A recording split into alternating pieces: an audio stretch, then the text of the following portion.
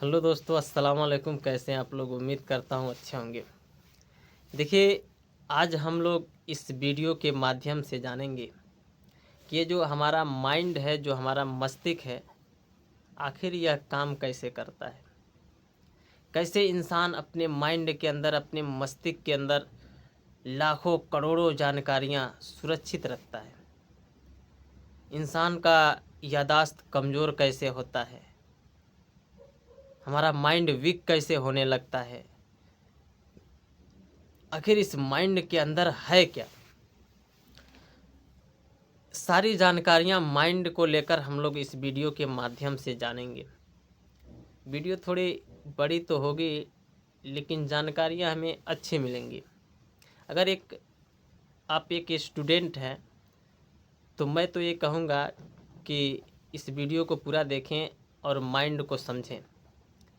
अगर आप माइंड को समझ जाएंगे तो आपको कोई भी विषय रट्टा मारने की ज़रूरत नहीं पड़ेगी। चलिए वीडियो को शुरू करते हैं। देखिए, मेरे पास एक बहुत ही पुरानी किताब है। इस किताब में विज्ञानों द्वारा सर्च किया हुआ और माइंड को लेकर साइंस क्या कहता है, ये सब लिखा हुआ है। इसी किताब को पढ़कर हम लोग समझेंगे माइंड के बारे में। चलिए शुरू करते हैं। देखिए, इस किताब के लेसन का नाम है, पाठ का नाम है, अनगिनत अजूबों का खजाना है हमारा दिमाग। यानी इस लेसन का जो पाठ है, इस पाठ का नाम है अनगिनत अजूबों का खजाना है हमारा दिमाग। मनुष्य का मस्तिष्क सचमुच कुदरत का एक अनोखा खजाना है। ये जो दिमाग है, मनुष्य का जो मस्तिष्क है, ये कुदरत का एक अनोखा खजाना है। मानव शरीर की प्रत्येक गतिविधि का संचालन और निर्देशन मस्तिष्क के द्वारा ही होता है।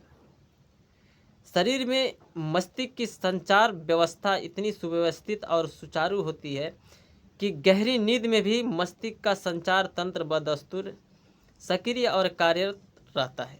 यानी कि मनुष्य के शरीर का प्रत्येक गतिविधि का संचालन, जो भी काम करते हैं, वो मस्तिष्क के द्वारा ही होता है। जब हम सो जाते हैं फिर भी हमारा जो मस्तिष्क है, हमारा माइंड है, फिर भी ये काम करते रहता है। आखिर इस मस्तिष्क में है क्या? आखिर इस माइंड में, इस मस्तिष्क में है क्या? मस्तिष्क में ऐसी कौन सी चमत्कारी शक्ति है जिसके आगे बड़े बड़े वैज्ञानिक, साइंटिस्ट लोग भी नतमस्तक हो जाते हैं, यानी हैरान हो जाते हैं। हमारे माइंड का, हमारे मस्तिष्क का जो वजन होता है 1380 ग्राम तथा आयतन 1400 घन सेंटीमीटर का होता है। यह खोपड़ी रूपी अभेद दुर्ग में रहता है। वह पानी जैसे लगने वाले इस तरल पदार्थ को CSF कहा जाता है। मस्तिष्क भूरे गोंद के सदृश मांस तंतुओं से मिलकर बना होता है। ये जो हमारा माइंड है, जो मस्तिष्क है, ये मांस तंतुओं से मिलकर बना होता है तथा इसमें 30 अरब से अधिक तंत्रिका कोशिकाएं होती हैं। हमारे माइंड के अंदर 30 अरब से अधिक तंत्रिका कोशिकाएं होती हैं। इन कोशिकाओं को न्यूरॉन कहा जाता है, और ये जो कोशिकाएं होती हैं, इनको न्यूरॉन कहा जाता है। ये कोशिकाएं अत्यंत कलात्मकता के साथ एक दूसरे से गुत्थी होती हैं, जुड़ी होती हैं। मस्तिष्क के भीतरी हिस्से का रंग सफ़ेद होता है। यानी जो माइंड का जो भीतरी कलर जो होता है, उसका रंग सफ़ेद होता है। यह मूलतः 2 भागों में विभाजित होता है। इन भागों को क्रमशः दायां व बायां गोलार्ध कहा जाता है। यानी जो हमारा माइंड होता है, जो हमारा मस्तिष्क होता है, ये 2 भागों में होता है। 2 भागों में होता है। एक को दायां गोलार्ध कहते हैं और दूसरे को बायां गोलार्ध कहते हैं, और ये दोनों आपस में जुड़े होते हैं। और ये दोनों गोलार्ध कोशिका तंतुओं के माध्यम से, जो कोशिकाएं होती हैं ना, उनके माध्यम से आपस में जुड़े रहते हैं।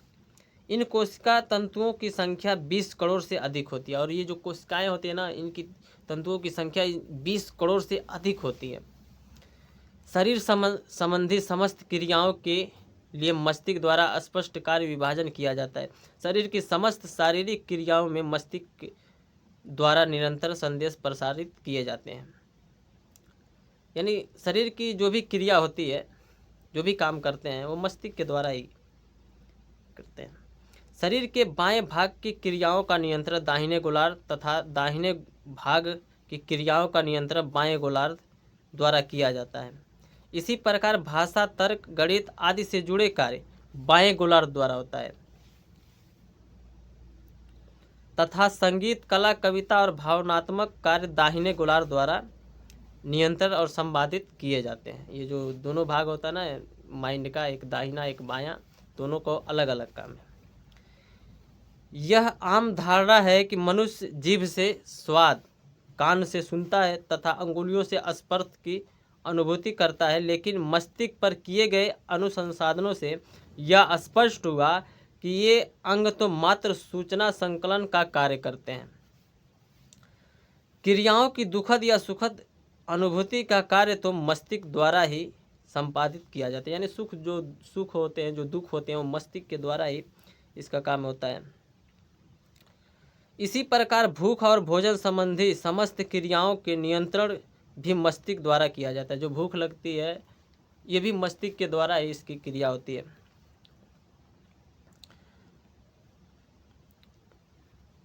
उन्नीस में भारत के विख्यात शारीरिक वैज्ञानिक यानी वैज्ञानिक डॉक्टर यानी 1957 में भारत के विख्यात शरीर विज्ञानी डॉक्टर बीके आनंद द्वारा इस संबंध में अनेक शोध किए गए हैं। यानी जो वैज्ञानिक डॉक्टर हैं बीके आनंद द्वारा इनके संबंध में अनेक शोध किए गए हैं माइंड को लेकर। मनुष्य के किसी भी मनुष्य के मस्तिष्क के अध सचेतक नामक भाग को कृत्रिम रूप से निष्क्रियता पैदा कर दी जाए तो उसमें भूख लगने की चेतना को नष्ट हो जाएगी। भूख महसूस करने की चेतना को नष्ट हो जाएगी। यदि अध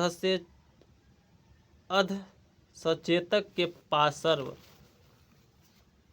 भाग को विद्युत तरंगों द्वारा उत्तेजित कर दिया जाए तो भरपेट भोजन किया हुआ आदमी भी स्वयं को भूखा महसूस करने लगेगा। यानी जो विद्युत तरंगे हैं, इन अनुसंसाधनों से यह तथ्य रेखांकित हुआ कि मस्तिष्क के पार्श्व तथा अधर मध्य भाग द्वारा भूख की क्रिया को नियंत्रण होती है। यादाश्त या स्मरण शक्ति मस्तिष्क की अपरिमित शक्तियों में से एक अत्यधिक महत्वपूर्ण शक्ति है। यानी जो यादाश्त होता है ना, वो एक बहुत ही महत्वपूर्ण शक्ति है। वैज्ञानिक भी इस तथ्य को पूरी तरह समझ पाने में असमर्थ रहे हैं कि आखिर मस्तिष्क में, यानी विज्ञान भी हैरान हो जाते हैं कि आखिर इस मस्तिष्क में लाखों करोड़ों बातें, यादें और जानकारियाँ किस तरह वर्षों तक सुरक्षित रहती हैं। यानी विज्ञान भी हैरान है कि इंसान कैसे बातों को, यादों को अपने माइंड के अंदर, अपने मस्तिष्क के अंदर वर्षों तक सुरक्षित रखता है। विज्ञान भी हैरान है। यादाश्त दो प्रकार के होते हैं, एक होता है अस्थाई और एक होता है अस्थाई। इस वीडियो के अंत में मैं आपको इस पे चर्चा करूंगा। दो प्रकार के होते हैं, एक अस्थाई और दूसरा अस्थाई। मस्तिष्क में यादाश्त संबंधी कार्य न्यूरॉन द्वारा संपादित होते हैं। यानी जो यादाश्त संबंधी जो भी कार्य होते हैं, ये जो न्यूरॉन के बारे में हम लोग पीछे पढ़े ना, वो न्यूरॉन के द्वारा ही संपादित होते हैं। न्यूरॉन चारों ओर से ग्लाइस सेल्स नामक कोशिका समूह से घिरा होता है। ये कोशिकाएं विशिष्ट संदेशों को इकट्ठा करने का कार्य करती हैं। मान लीजिए आप कोई पत्रिका पढ़ रहे हैं, कोई किताब पढ़ रहे हैं या कुछ भी पढ़ रहे हैं, आपको कोई विशेष लेख अधिक पसंद आया, कोई चीज़ बहुत अधिक पसंद आ गई। उस लेख को पढ़ने के बाद आपने काफ़ी देर तक इसी स्थिति में काफ़ी देर तक उसके बारे में विचार किया, सोचा। तो इसी स्थिति में इस लेख को संपादित विशिष्ट संकेत दो न्यूरॉन द्वारा निरंतर प्रसारित होने लगते हैं। यह संकेत मस्तिष्क के विभिन्न विभिन्न खानों में संग्रहित कर लिए जाते हैं। इस प्रकार कोई भी याददाश्त अस्थायी रूप से स्थापित हो जाती है। अस्थायी याददाश्त के लिए किसी भी संकेत या संदेश का 15 मिनट से 1 घंटे की अवधि तक न्यूरॉन द्वारा निरंतर प्रसारित होना आवश्यक है। अस्थायी याददाश्त के अंतर्गत कोई भी बात आपको अल्प समय के लिए याद रहती है, हमेशा के लिए याद रहती है। क्योंकि उनके संकेत न्यूरॉन द्वारा निरंतर प्रसारित नहीं किए जाते हैं। मस्तिष्क की संपूर्ण संरचना अरबों कोशिकाओं द्वारा होती है। 40 वर्ष की आयु के बाद प्रतिदिन 1000 कोशिकाएं नष्ट हो जाती हैं। यानी 40 वर्ष होने के बाद प्रत्येक दिन एवरीडे 1000 कोशिकाएं नष्ट हो जाती हैं। और यही कारण है कि अक्सर अधिक उम्र में व्यक्ति भुलक्कड़ हो जाते हैं। यानी भुलक्कड़ होते हैं ना, तो याददाश्त कमज़ोर होता है। मस्तिष्क के इस रहस्य में तिलिस्म को तोड़ने में हमारे वैज्ञानिक वर्षों से जुटे हुए हैं, आखिर मस्तिष्क को तोड़ने में, लेकिन अभी तक वह इसकी था नहीं पा रहे, मस्तिष्क के बारे में था नहीं पा रहे। वैज्ञानिकों को मिली आंशिक सफलता भी इस विषय के जिज्ञासुओं से रोमांचित करने वाली है। बंदरों और चूहों पर किए गए प्रयोग द्वारा मस्तिष्क में स्थित आनंद केंद्र का पता लगाया गया है। मस्तिष्क जो आनंद मिलता है ना मस्तिष्क को, उसके बारे में पता लगाया गया बंदरों और चूहों पे सर्च करके। चूहों पर किए गए प्रयोग द्वारा मस्तिष्क में स्थित आनंद केंद्र का पता लगाया गया है। मस्तिष्क के इस बिंदु में यदि विद्युत तरंगे प्रवाहित की जाए तो प्राणी चरम आनंद की अनुभूति करने लगता है। यानी मनुष्य जो भी प्राणी है, चूहों पर किए गए इस प्रयोग में आनंद केंद्र में विद्युत तरंगे प्रवाहित की गई और बाद में उन्हें बटन दबाना सिखाया गया। यानी चूहों को विद्युत तरंगे प्रवाहित की गई और चूहों को बाद में बटन दबाना भी सिखाया गया। तो चूहे बार बार बटन दबाकर उछल कूद कर अपनी खुशियां प्रकट कर रहे थे, खुशी जाहिर कर रहे थे। उछल कूद कर अपनी प्रसन्नता प्रकट करते रहे। कुछ चूहे आनंदातिरेक में, मतलब कुछ चूहे आनंद में ही में अपने प्राण को त्याग दिए।